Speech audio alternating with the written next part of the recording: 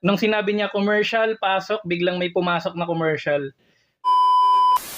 Wag, Wendy, hawak ka dyan, ha? Makinig ka mabuti kasi siraulo yan siya, kahit siraulo yun. Kapag ganito tumatao sa'yo, huwag na magkasasalaksak, ha? Pwesta mo na lang kagad sa loob. I don't care kung high post o kaya low post o kaya figure, wag lang drive galing sa 3 points, Wendy, ha? Kasi lugi ka talaga pag ganun, eh. Commercial, pasok! Ayun oh.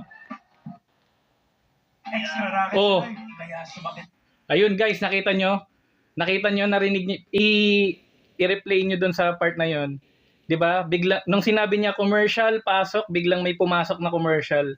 So, hindi ko lang sure kung pag binalikan natin magpe-play uli yung commercial, pero try na lang rin natin for the purpose of this video. Skip ko lang yung ad guys, and i-mute ko lang saglit. Okay, i-mute ko lang saglit guys ha, tapos i-skip natin. Tapos balikan natin dun sa part na magsasabi siya ng commercial pasok, and kukunin natin yung timestamp. Wait lang. Kailangan ko lang to ma-skip. Ayan. Okay, so dun sa video around kasi 8:43 na to. So balikan natin yung mga bandang 8 minutes. Usog lang natin ng konti. I-unmute ko muna. 12 turnovers lang ang Spurs. Noong January 14, 11 turnovers lang. Kahit pinagtutulakan pa siya, nibiwan sa ilalim. Talagang no match eh. Ayun na, di pinakatuloy ng bayaman yan. At ang pinakamaling pwedeng gawin ng bayaman mga tol, yung kapag maliit yung bantay niya, tapos ang gagawin niya, sasalaksak siya, naku po, charging foul na nga. Kasi ibig sabihin ng ganun mga tol, kumagat siya sa pain ng OKC eh. Hindi niya magagamit yung advantage niya sa laki, di ba? Kasi for sure, masasabayan siya palagi sa laterals eh. Guys, kasi tumatao sa kanya, di ba? Tapo, sabaw.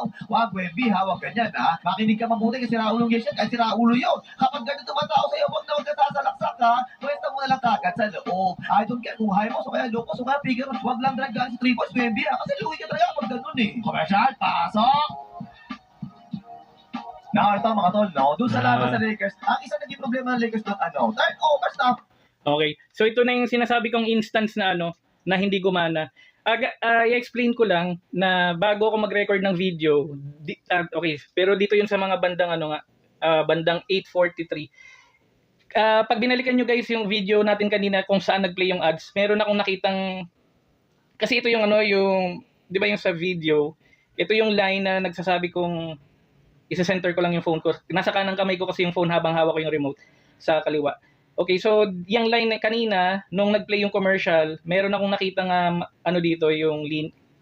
Merong dito eh, yung dyan sa part na yan, eto, may yellow, balikan nyo yung record ko kanina, may mapapansin kayong yellow part dito.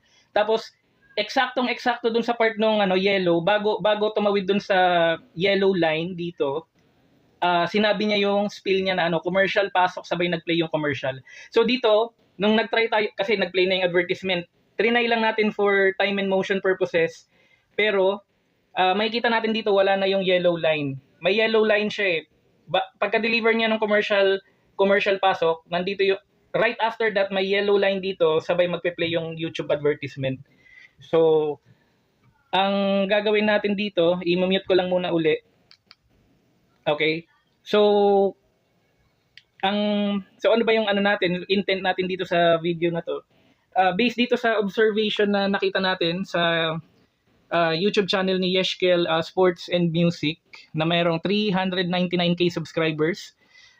To put more context guys, matagal na akong naka-follow sa tao na to since 2020 or 2021 I recall. Yung unique sa kanya na medyo narinig nyo naman siguro, funny approach sa mga basketball analysis, PBA, Gilas Pilipinas, FIBA, and NBA. Pero yung manner ng delivery niya, kwela, interesting, and matalino talaga at the same time. Bakit? Kasi itong YouTuber na to, YouTuber siya, yes, at the same time, referee talaga siya. Kaya yung mga yung mga analysis niya, yung insights niya when it comes to basketball sports, talagang on the spot. Okay? So yun lang. Kung meron kayong mga existing YouTube channel na monetized, pwede nyo rin sigurong itry yung technique ni Yeshkel. Disclaimer statement lang guys, it's not a guarantee that it will always work. At the same time, wala namang nasusulat na ganito sa YouTube guidelines. Pero ni-record ko lang tong video na to for awareness.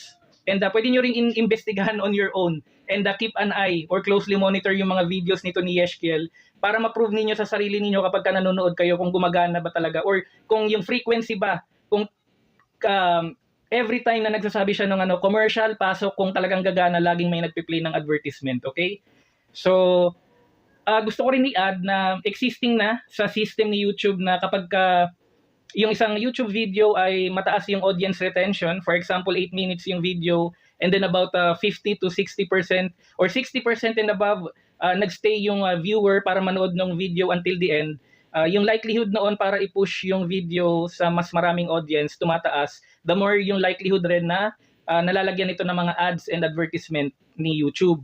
Okay, and then syempre yung mga reactions, yung dami ng likes and dami ng comments, nagko-contribute rin yun sa engagement ng video. And then syempre nade-detect yun ng algorithm ni YouTube. Ang pinapoint ko dito, existing na yung mga technicalities na yun sa system ni YouTube para i-monetize yung mga YouTube creators, pero siya, on top of that, meron pa siyang ginagawang tweak. Okay? So, on a monetization standpoint, may existing na processes para kumita siya. Kasi magaling naman na siya in the first place eh. Tapos meron pa siyang yung mga out of the box na technique. Well, for a lack of a better term, tawagin na lang natin siyang pinagbabawal na technique. Forbidden jutsu sa YouTube commercial ads ni Yeshkiel Sports and Music. Pero kung observant ka talaga guys, kapag hindi lang yung basta nood ka lang ng nood, scroll ka ng scroll, yung mga ganitong klaseng bagay na napapansin mo rin. Okay? So, kayo nang bahala guys. I leave it up to you kung paano nyo mamatahan itong si Yeshkiel Sports and Music, or if it also works for you, pwede nyo rin i-incorporate sa sarili nyong style. Try nyong bisitahin yung YouTube channel nito ni Yeshkiel. And kung may mga monetize sa YouTube channels din kayo, pwede nyong itry yung sige, sabihin na natin, for lack of a better term, yung pinagbabawal na technique sa YouTube para yung likelihood na may magpe-play na commercial or advertisement gagana. Pero alam naman natin na technically sa guideline, kumbaga sa algorithm ng YouTube, pag okay yung audience retention, maraming comments, and then maraming reactions likes yung isang video, yung likelihood nito para magkaroon ng mga ads or advertisement na magpe-play, talagang mas mataas yung chances.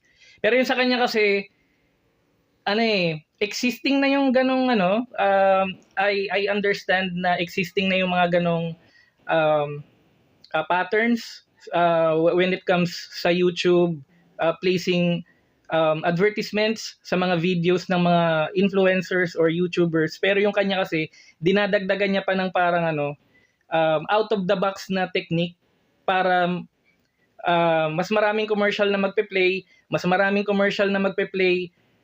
on top of the existing ones, mas mataas yung kita or monetization sa YouTube. Okay? Maraming salamat. See you sa next video natin.